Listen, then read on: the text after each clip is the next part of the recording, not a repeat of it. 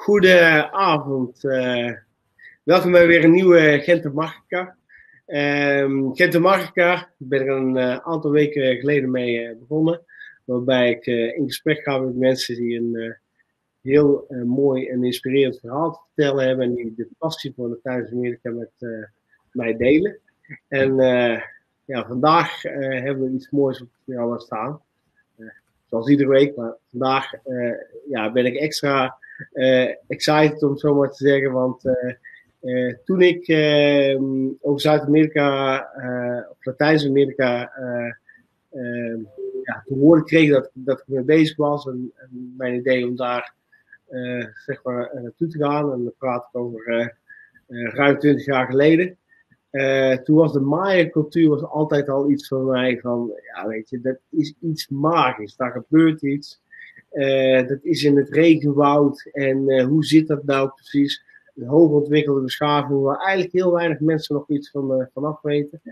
En daarom ben ik zo blij dat ik vandaag een gesprek ga met een vriend van mij, Jimmy Rogers uit Guatemala.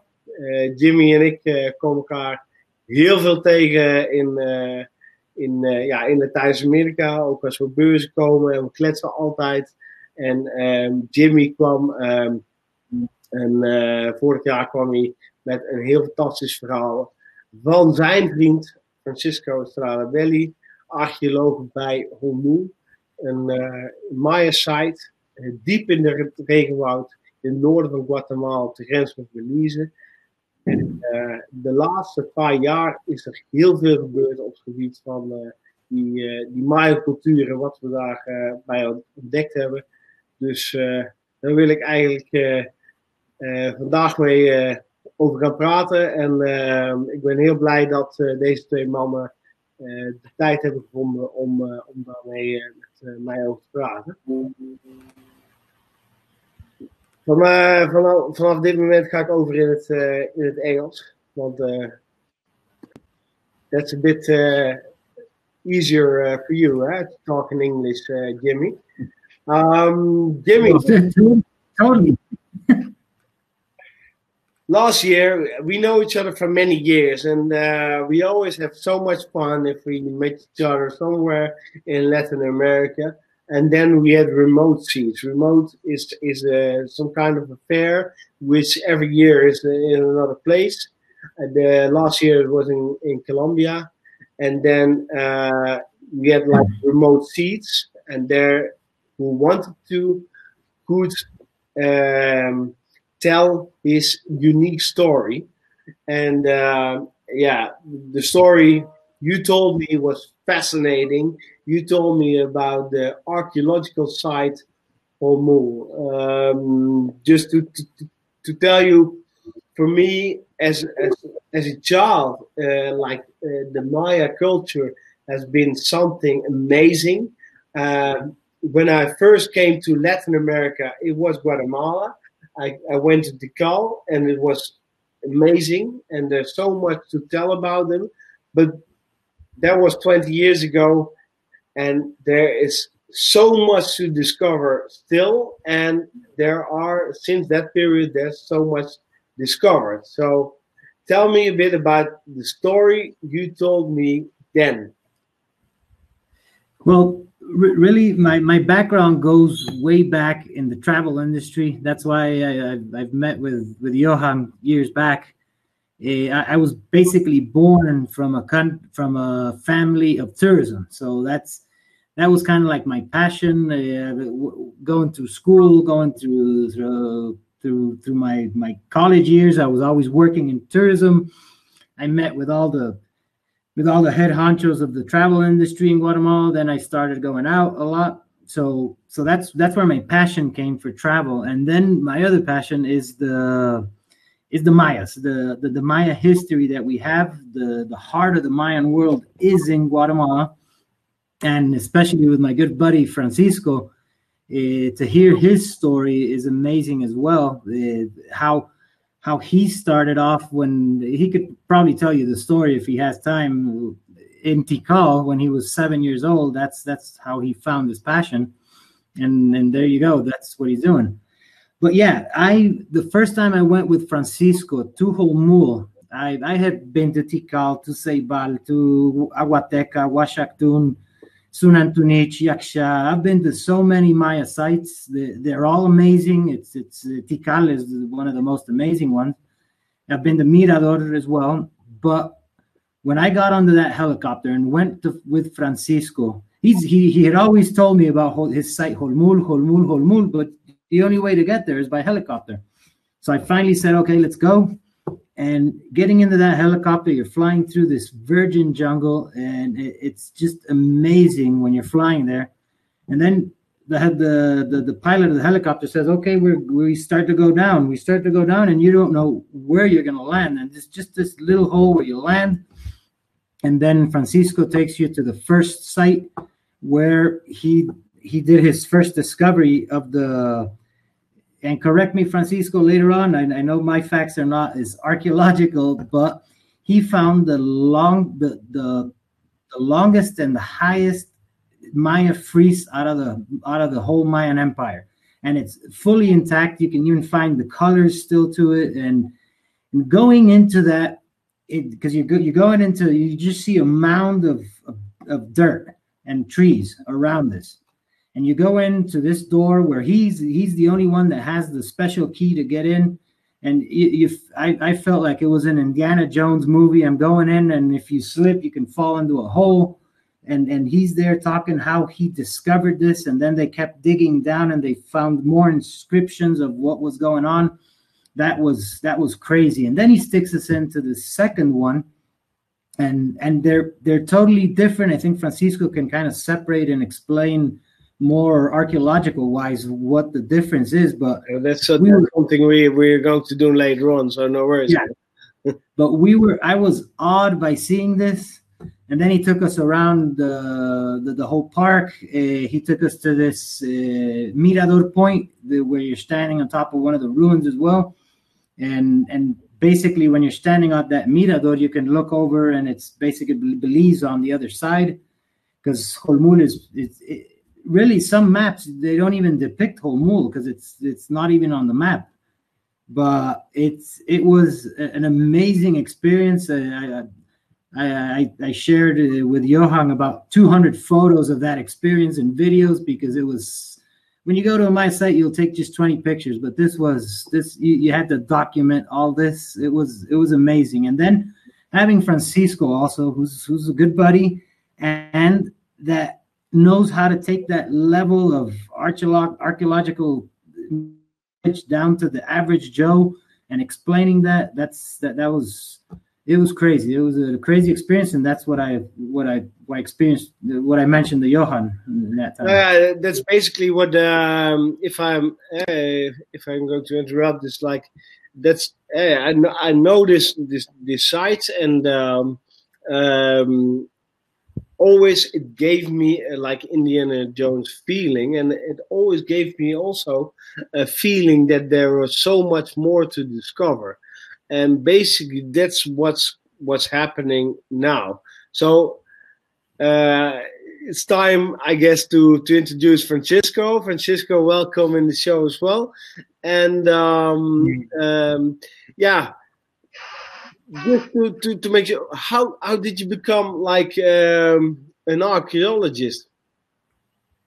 Well, I was very little and impressionable, and I had an experience similar to the one that Jimmy had. Luckily, he was already a grown man when he flew over the jungle, and the pilot tried to land on the trees.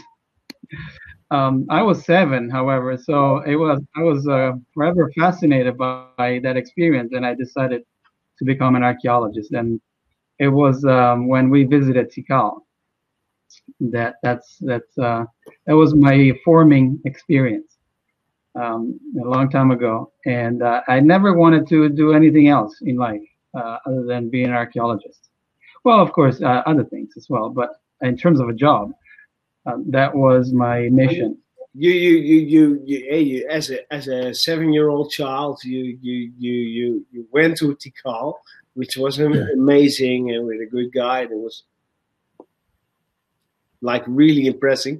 And then you started to study archaeology, I guess, and then you came up to Holmul, which is a place, I guess at that time, no one knew about. It was somewhere like in the jungle, on the border with Guatemala and Belize, but like there were no roads or anything.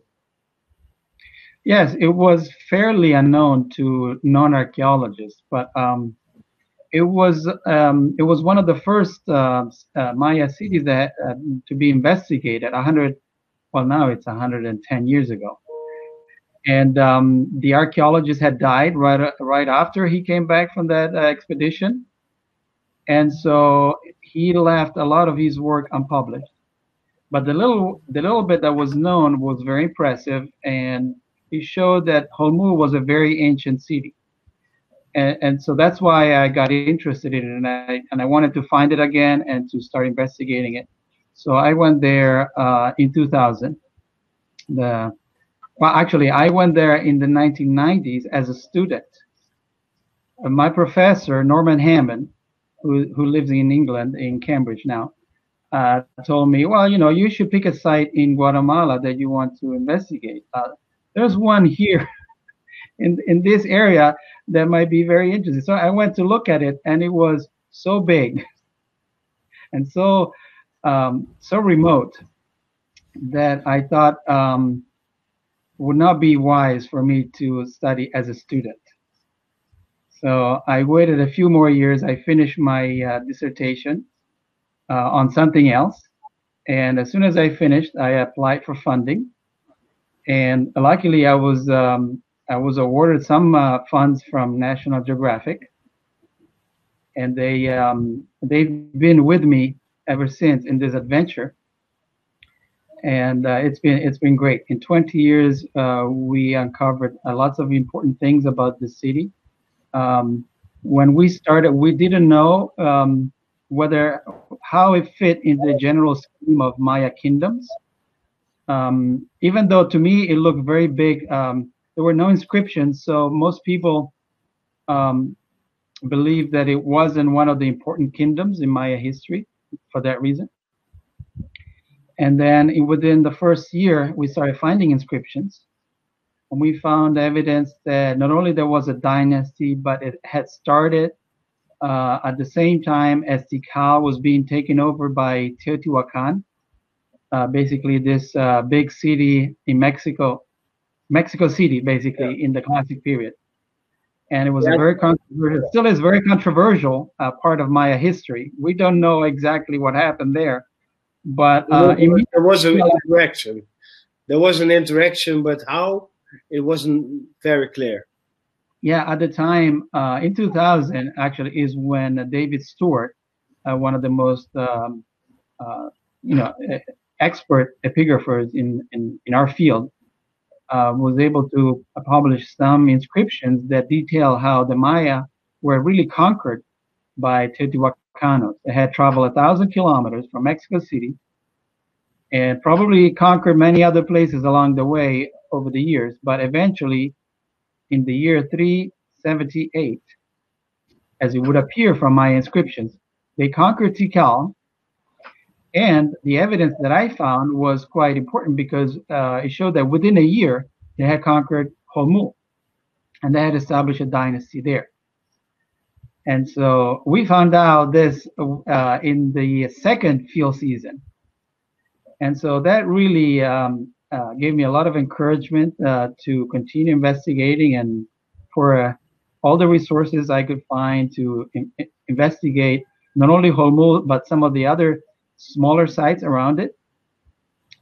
Also in 2001, on the second field season, we found Cival, which was a bigger and older city than Holmul.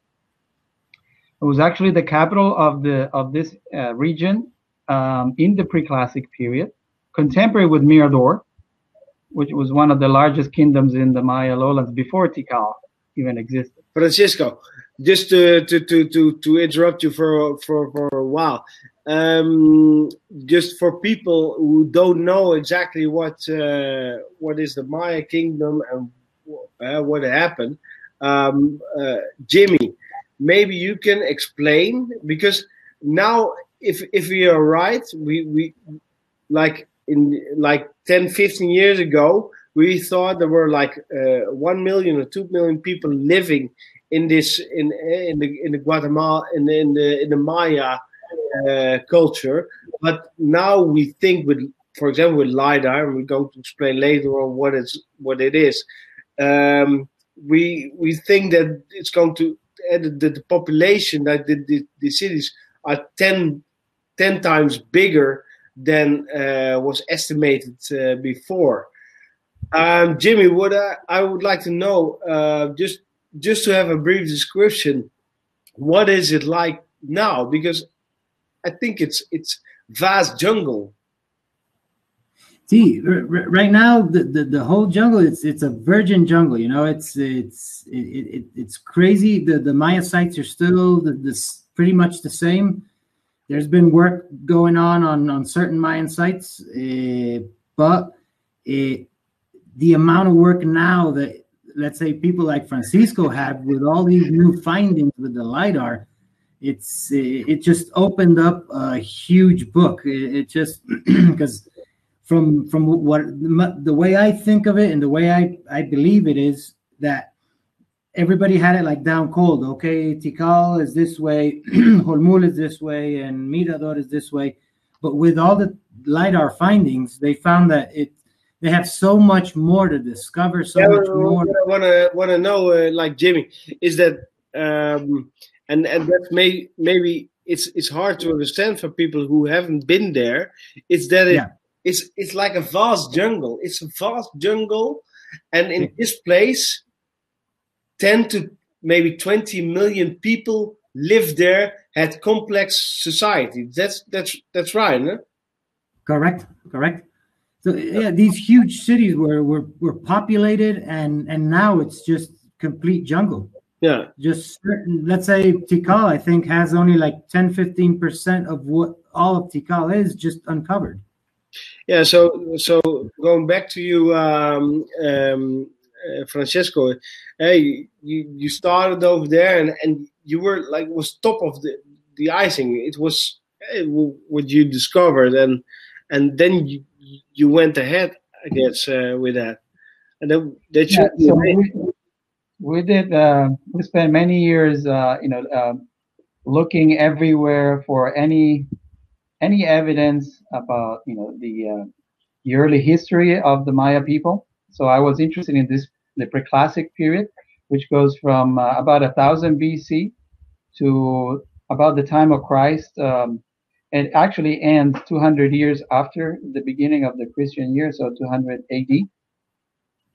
But really, the time, those 1,000 years before the time of Christ were almost unknown up until 20 years ago. And so, since I started this project, there has been a lot of evidence about this very early part of Maya history. I was mentioning this new site that we found. There was literally a lost city. That was completely unknown. Yeah, that's you found this frieze, this frieze you found, and basically there was an encyclopedia, no? Yes, so that only came in 2013. So basically, 13 years into the investigation at Holmul, after I had excavated many other places around Holmul, I decided to focus on the big pyramids. There's 2 big pyramids at the site of Holmul.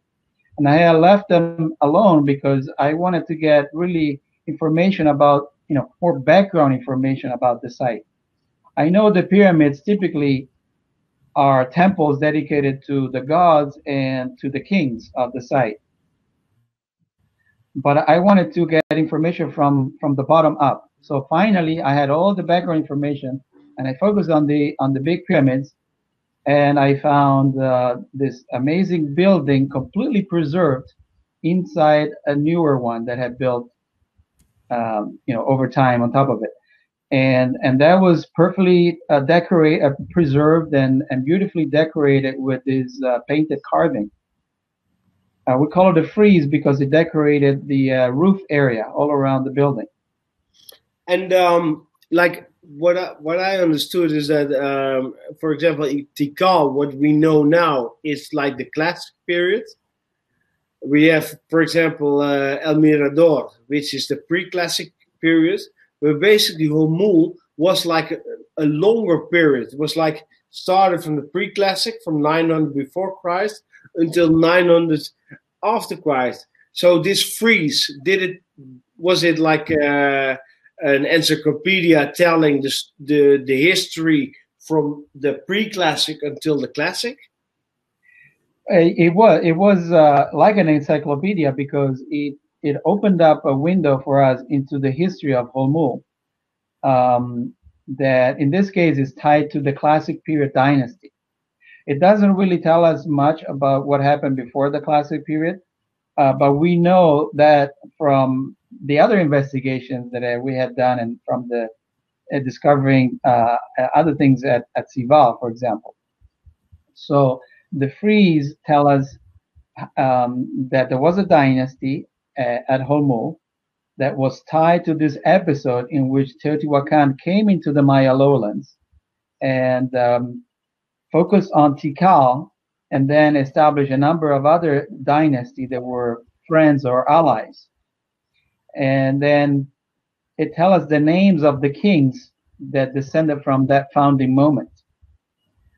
So it was a fairly long inscription. It's got 40 hieroglyphs. It decorates the base of the frieze. Below all these figures that are floating in air, there in the center there's a king rising from a mountain as the sun god, and many other things. So it's quite a tableau of incredible art as well as historical information. And based from this frieze, you discovered that like the Maya kings, when they died, they reincarnated like sun gods. Yeah.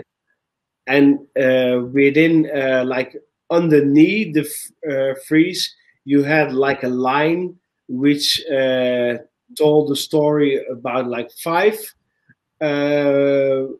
Maya kingdoms. Is that right? Yeah. Yes. So it looks like they're really focusing on the part of history that begins with that arrival of Teotihuacan as a multi-regional power in Mesoamerica, comes into the Maya lowlands and establishes dynasties, and Holmul wants to trace itself to this very important episode. And so they only focus on 5 kings. Of course, they must have had more than 5 kings. They're all the kings at the time of the pre-classic. We don't know anything about them. I did find images of them. I found the monument at Sival that has a portrait of a Maya king, but there's no name, there's no inscription. So, and with these discoveries, and also you discovered some graves with cups with lots of information as well about like the hummingbird king. With this information, and then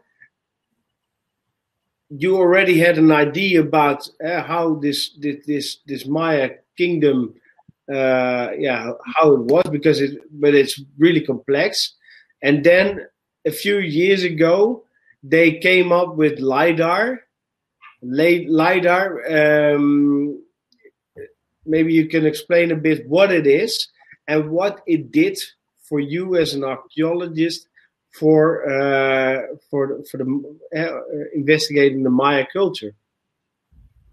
Well, the LiDAR just changed the entire concept of Maya population. As you mentioned, it showed us that in this area of the central lowlands, that is just the central portion of the entire Maya region, we went from a population estimate of about 1 to 2 million to 7 to or 12 million people living in an area of 90,000 square kilometers. That's a smaller area than Guatemala today, and we're talking about a similar population. So, and it's an area that is there's very low density today in population.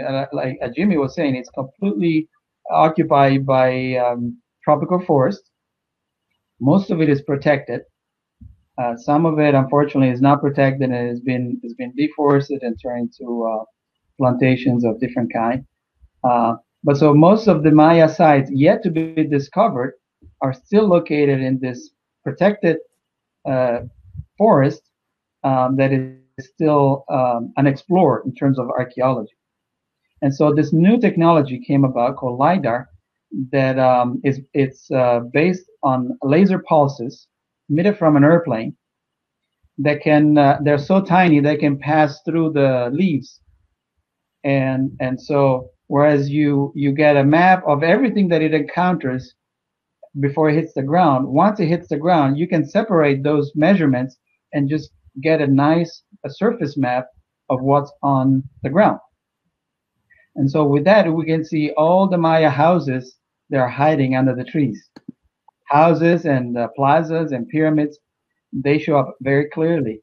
And we found lots of new archaeological sites we didn't know about. Some of them are actual cities. And there's many, many more to be discovered. And how do you have any idea right now how this all is together? Because you have many sites. We right now we estimate there are like maybe 15 to 20 million people who live there. Were they all like a society all together, or were they separate kingdoms, or? Yeah, so our understanding of Maya society has changed over the years. Up until a few years ago, we thought they were very much like classical Greece polities. They were independent city-states. And now because of the inscriptions and also because we can see that they're much bigger in terms of the area they occupy, we can see that they were grouped into regional kingdoms. Sometimes a king will be ruling over other kings as well as an overlord. And so now we know that Tikal and Kanul, there were two dynasties that were overarching kingdoms controlling many other kingdoms in Maya during the classic period. So for example, at Tikal, early on, sometime between 300 and 550, pretty much controlled many other kingdoms in the south. So that's the area south of the Guatemala-Mexico border. Whereas Kanul, which was a city in near Chetumal, near the city, the modern city of Chetumal in Quintana Roo, Mexico, controlled much of the north above the Guatemala borderline. And eventually these two collided. And as we know from the inscriptions, Calakmul defeated and conquered, invaded Tikal, subjugated it. And so for one period of time, was not a very short one, about 200 years, Kanul was the undisputed overlord of almost all Maya kingdoms. There were a couple other kingdoms that they were never able to subjugate. One of them is Palenque. This far in the western periphery. It was perhaps too far from Kanul to go and conquer them. We know they tried a couple of times. Another place is Copan, which is in Honduras. That seems to have been unaffected by this advancing Kanul conquest. And so that's our current understanding, that the Maya were actually grouped into very large regional kingdoms, or some people like myself would like to think of them almost as empires. And their culture, yeah, we told, I think, if I'm right, the first the first examples of Maya civilization was 1500 years before Christ, and I think it was there until 900 after Christ. Do we have any idea why this this civilization faded? Yeah, that's one of those questions, like $1 million question. Yeah. My archaeologist, we've been going at this for many decades. Ever since Maya archaeology started, I think that was an important question. John Lloyd Stevens and Frederick Catherwood explored the Maya lowlands in the middle of the 19th century and wondered, why these amazing cities were, abandoned, and covered by rainforest today. And to be honest, I think we have a lot of ideas, but none of them are very good today. We've been focusing a lot on climate change and environmental degradation as two of the most probable and crucial factors in the demise of the cities of southern Maya lowlands. But of course, this idea that there was a collapse only applies to the southern part of the Maya lowlands. The northern part of Maya lowlands in the states of Yucatan and northern Quintana Roo were flourishing at the same time, right around the year 1000. In fact, that was their peak in splendor and population growth and construction. There were amazing cities like Uxmal that, anyone who has been to Mexico, I hope had the chance to visit, or Chichen Itza, that is visited by, I think, 2 million people every year. It's one of the most visited sites in Mexico, second to Teotihuacan. And so these cities were flourishing as the Maya cities to the south were being abandoned. And so if it was climate change, so it was some sort of a series of droughts that ended the cities in the south, where it normally rains many times more than in the north. The north is that is chronically afflicted by droughts on good years. Today, as well as far back as we can tell archaeologically. And so how is it possible that droughts kill the people in the south that enjoy normally more rainfall and not people in the north that were always in a drought condition? So that to me remains unexplained. And even though there's a lot of literature about this idea of the droughts, I don't think it's solving the problem quite yet. So we need to look at other theories. There are many other. There is a warfare theory. Was it sorry to interrupt, but like in the north, you had like more of these cenotes, these cenotes as you have in the Yucatan Peninsula. But I understand, like in the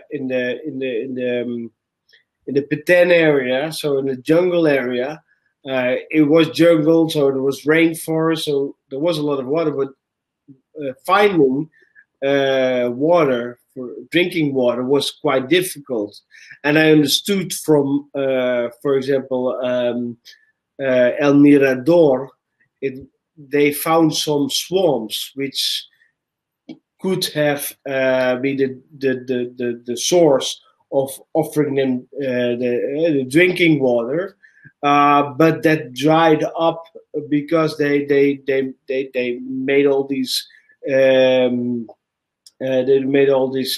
buildings and plazas and everything. How do you look at that? Yeah, so it's true that in the south there was a lot of wetland agriculture that you don't have in the north. But even though in the north you have these cenotes, so you have the ability to draw drinking water from these natural wells. Their agriculture was also mostly based on rainfall. there was no irrigation that we can see in northern Yucatan. And so, I mean, it's a very complicated picture. My point is that no matter how you look at it, if there is a climate change in the entire Maya Peninsula, it doesn't explain how the North was able to flourish, have an amazing population growth, and feeding people based on rainfall agriculture, and the South couldn't sustain itself. So I think the environmental theories don't hold enough water. If you forgive my pun. Literally and figuratively saying, yeah. But there are other possibilities. One of them is increased warfare in the South. And as I was mentioning, there was this long-standing battle for supremacy between Tikal and Kanu. And then other factors like things that may have happened outside of the Maya region, changes in trade routes across Mesoamerica. The Maya region is between central Mexico, which is very populous and had lots of very large cities, like Mexico City, for example, and Central America, where there are also lots of people and developed cultures that wanted to trade with one another as well as with Mesoamerica. And so the Maya were kind of like the middleman between Central Mexico and lower Central America. And so this long distance trade was always important in my view. And we haven't focused a lot on it lately. So maybe we should look at it again. Nice. It's. I think it's an ongoing story, and we just at the beginning, probably. From a touristic perspective, Jimmy, how do you look at it? And because for me, it's amazing. I know we offer Latin America. We go to we go to Machu Picchu, but in my opinion, but as a personal opinion, this is far more amazing, and it's just we are just at the beginning of what this is going to be discovered. How do you see this in tourism aspect, and how do you think about it also as a how can we deal as a tourism industry with it without bothering it, but showing it as well to the people? See, the Mayas is kind of like the wow factor of Guatemala is Tikal, like Machu Picchu to Peru. That's what we have. Guatemala, the issue that Guatemala has had is we need to promote more our country. So that's kind of more on the political side of Guatemala, promoting the country and getting us more on the map. But anytime people come, any itineraries that we do, everything that we work, we always leave Tikal for the end because it's like our wow factor. And everybody goes, now we understand why you left it at the end, because it is a wow factor. You have it's a virgin jungle. You have all this Maya history and you just take it all in. You have nature as well. You have all this wildlife. I could tell you, I think it was about 5-6 years ago with Francisco, we had a group of travel trade in Tikal, and we decided to have a later lunch. So we weren't in the lunch area because it's like a barbecue thatched roof area. So we were having lunch about 3-4 p.m. And then some people start screaming, jaguar, and we just heard a lot of birds. And everybody's going, what type of a bird is a jaguar? And we turn around and we have a jaguar standing right next to us, like 15 feet away. And everybody's just in awe. Nobody took pictures because we didn't know what the jaguar was going to do.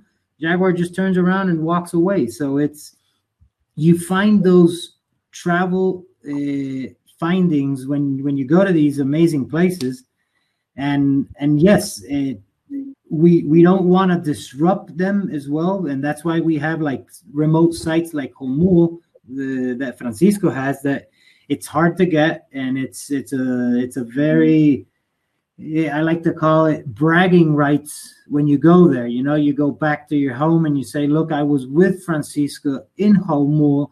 He's the main guy of the LiDAR project. He's the main archaeologist of his site. So that's kind of like bragging rights. And I don't know if you want to open that up to sticking big highways going in and out of these Maya sites, because that also makes it very unsustainable. Yeah, that's what I don't want.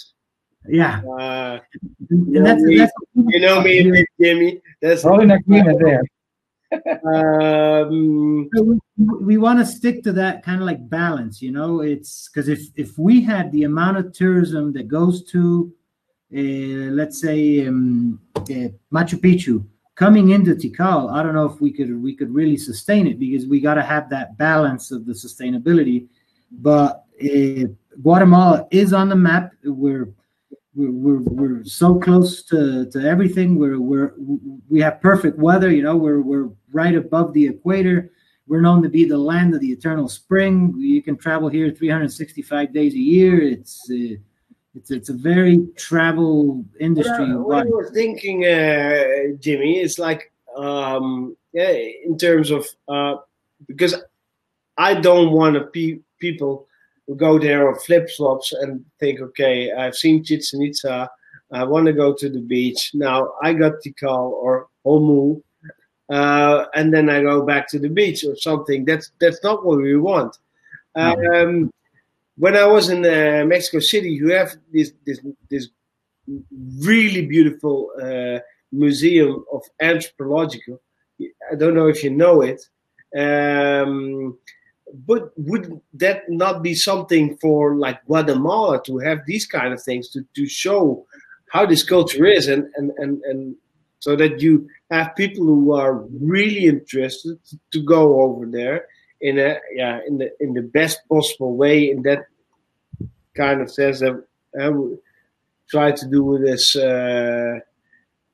Yeah. So I going a little bit on the way you're mentioning is you have Tikal, you have Yaksha, both have their small museums in the Maya site, let's say at the visitor center.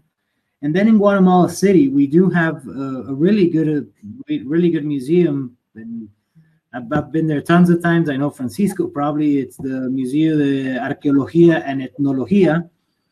Then you have another two museums, Popol Vuh and Francisco, help me out here. Popol Vuh and the one in Antigua and the one in Antigua. There's several private museums. See. And then you have this other one in I forget the name of it, but there's quite a few museums in the city. So when somebody's really looking into going into deep of archaeology, we start them off in the city. We go to these museums, so that's kind of like where we prep them up. It's kind of like a teaser. So once we get them into the jungle. And how is like the cooperation between like Mexico, Guatemala, Belize? Because like Maya, the Maya culture is not only for Guatemala. It's like crossing borders with Belize, with Mexico. How is it going? Is that working well? See, because you have Mexico, you have Belize, you have, we call it La Ruta Maya. You have Mexico, Belize, Guatemala, Honduras, and it ends down all the way in El Salvador. So that goes well. Let's say the multi-country visiting the Maya sites, finding out about these different dynasties, these different kings. You find when you go to Tikal or Copan, you find out that there was a war between those two. So it really fits in really well when you do these multi-country destinations as a travel insight. Exactly. So, and for you, Francisco, you discovered this frieze. I think, correct me when I'm wrong, but you're still studying because you probably there's so much information still left to discover in this frieze, and for example, this cup you find. How do you see the archaeological situation, how it's going, what is discovered in 10 years' time? How do you look at it? What do you think will be discovered? And yeah, so I think it's a very exciting time to be an archaeologist. I feel very lucky to be living at this particular time, because we have, on one hand, we want to know everything about the average person, the average Maya person that lived in these cities or in the periphery of the city, that supported these great kingdoms. And so LiDAR is the technology that we really needed to map out the cities and their environments, and understand how the Maya geoengineer their environment to support such great populations. And on the other hand, we have made lots of advancement in reading the text, the ancient Maya hieroglyphs. And so when we find a monument like the Holmul frieze that has historical information, has the name of kings, has a whole sequence of kings, and tell us who their parents were, and in this case they were from other kingdoms, and it tells us that they were subjects of other kings in other places, then we can really start putting together not only Maya history, but the politics of the Maya at any particular time. And if that wasn't enough, then inside these buildings we find the burials of the kings that are mentioned in those inscriptions. And so I've been very fortunate that the year we found the frieze, we realized we also have found previously the king that was mentioned in the center of that inscription. He's the one the building is dedicated to, and was buried right underneath the doorway. And then in the years since then, we found two more of the kings that were mentioned. We found his son, the burial of his son, and his father or predecessor. And his father is the one who was accompanied by this beautiful chocolate vase decorated with the image of the hummingbird god. And even that object gave us a lot of information. It's just a simple but very beautiful vase, but it tells us that the owner is actually the king of Naranjo, whom we knew was the overlord of the kings of Holmul. And Naranjo is another city in. So it's basically one of the cities in the east that was in charge of the entire eastern Petén. Like Tikal had its vassals surrounding the city, had many other kingdoms under its control, and to the east was Naranjo, that at times was under Tikal, at times was under Kanu. So they kind of were fought by one or the other overlords in the Maya lowlands. And this inscription that we have in the frieze, it tells us that the Holmul king is a direct vassal of the Kanu king, but he's also the grandson of the Naranjo king. So we can build the whole hierarchy, starting from Holmul at the bottom, going to Naranjo, and then ending up with the apex kingdom that controls most of the Maya lowlands, which is Kanu. This kingdom known as the snake kingdom, because it's identified by a snake head emblem. And so we found that this vessel with the name of the Naranjo king was given as a gift to the Holmul king. And we can envision the ceremony in which this happened, because these are very rare events. They're recorded in the inscriptions. And so we know that it was a very formal meeting between two kings. And it's probably the time in which they established an alliance. And this alliance brought Holmul into the sphere not only of Naranjo, but also of the Snake King, the Kanu. And so you see how finding a burial now has enabled us to fill a huge gap in my history for an area that only 20 years ago we didn't even know had a kingdom, Holmul.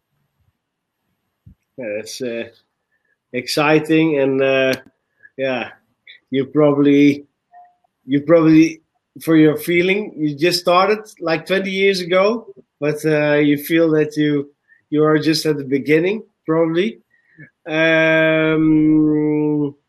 So yeah, and you only do Holmul. Eh? I think every site has its own dedicated archaeologist who explores it, and then you talk with each other to see which combinations you make, what you find. How does that work?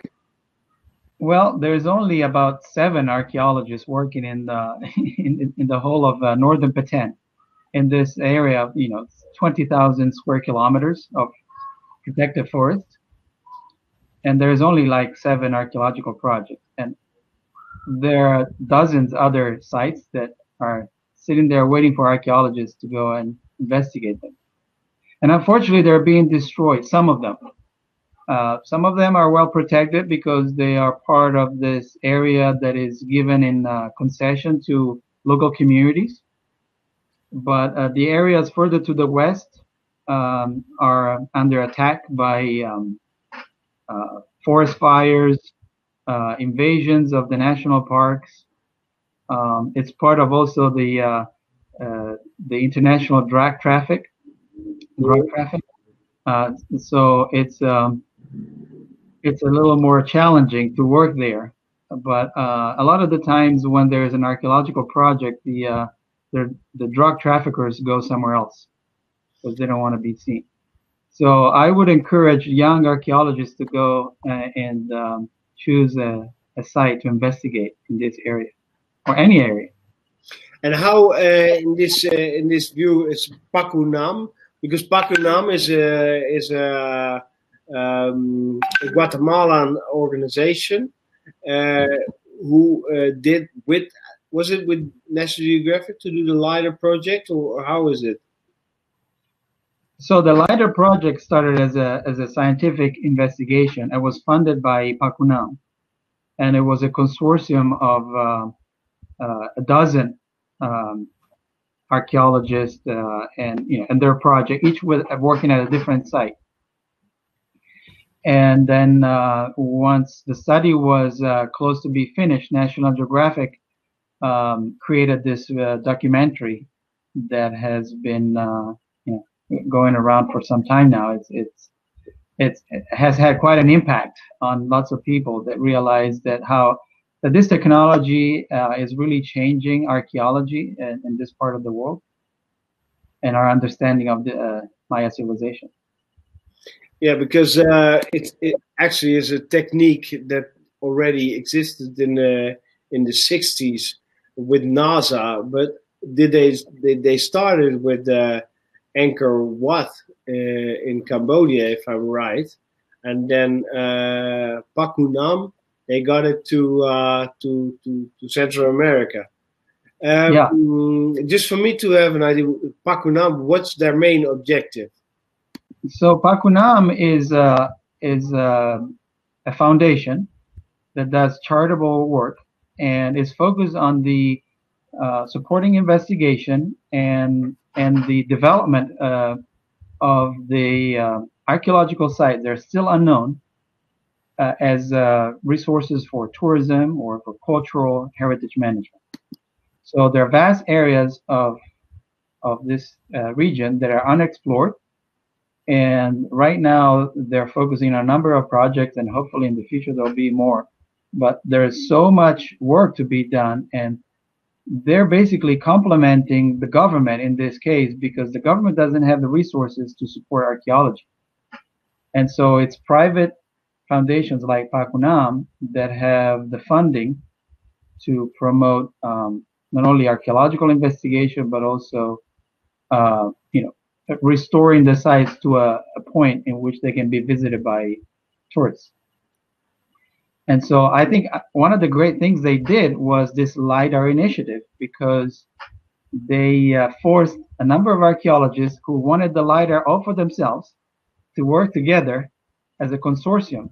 And as a result, that has accelerated the investigation itself and produced amazing results that would not have been possible if each archaeologist had its own little area mapped by LiDAR. And so that's actually how this initiative is really different from any other type of LiDAR initiative that you see in Mesoamerica.